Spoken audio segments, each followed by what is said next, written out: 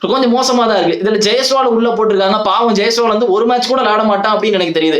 Jaiswal T20 சைட்ல நீங்க போட்டிருக்கணும். எதுக்கு இந்த ODI ஃபார்மேட்ல ஜெயஸ்வாலை கொண்டு வந்தீங்கன்னு எனக்கு தெரியல. எப்படியும் ஜெயஸ்வால் உள்ள வர முடியாது. ஏன்னா ரோஹித் சர்மா இருக்கான், சுமன் கில் இருக்கான், அவன் தான் கேப்டன். ஜெயஸ்வால் அழிச்சிடாதீங்கடா, அவன் சூப்பரா விளையாடுறவன்டா. அவனை வெறும் ரெட் பால் கிரிக்கெட்டை மட்டும் ஆட வச்சு அவனோட ஸ்டைலையே மாத்திர போறானுங்க இவனுங்க. அது கொஞ்சம் கடுப்பா இருக்கு. ஏன்னா அவன் சூப்பரா ஆடுவான். ஜெயஸ்வால்னா டிராவல் செட் மாதிரி ஆடுறாள். அவனெல்லாம் இந்த மாதிரி ஒரே ஃபார்மேட்ல ஆட வச்சு அவனை தத்தக்கா புத்தக்கான்னு ஆக்கி விட்டு போயிடுவானுங்க கடைசி. இந்த ஒருத்தன் வந்து நல்லா வந்துட்டு எல்லா ஃபார்மேட்லயும் ஆடுறான்னா அவனை விளையாட விடுங்கடா. தேவையில்லாம அவனை ஒரே ஃபார்மேட்ல போட்டு அவனுடைய ஃபார்மை கெடுத்துறாதீங்க. இதே மாதிரிதான் KL ராகுலுடைய T20 ஃபார்மை கெடுத்தானுங்க இவனுங்க. போட்டு டெஸ்ட்ல போட்டு சாவடிச்சு அவன் T20 ஃபார்மே போயிட்டான். முன்னாடிலாம் KL ராகுல் என்னமா ஆடுவான் தெரியுமாடா. இப்ப அபிஷேக் சர்மா எப்படி ஆடுறானோ அதே மாதிரிதான் KL ராகுல் அப்ப ஆடுவான்.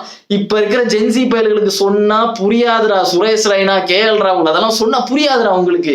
அதே மாதிரிதான் இப்ப வந்து ஜெயஸ்வால் மாட்டிட்டு இருக்கான். அவன் விளையாட அவ்வளவு பேஷனேட்டா இருக்காங்க, நல்ல ஹார்ட் ஒர்க் பண்றவன். சுமன் கில்ல தூக்கிட்டு அபிஷேக் சர்மாவையும் ஜெயஸ்வாலையும் ஓப்பனிங் போடுங்க, நச்சுன்னு இருக்கும்.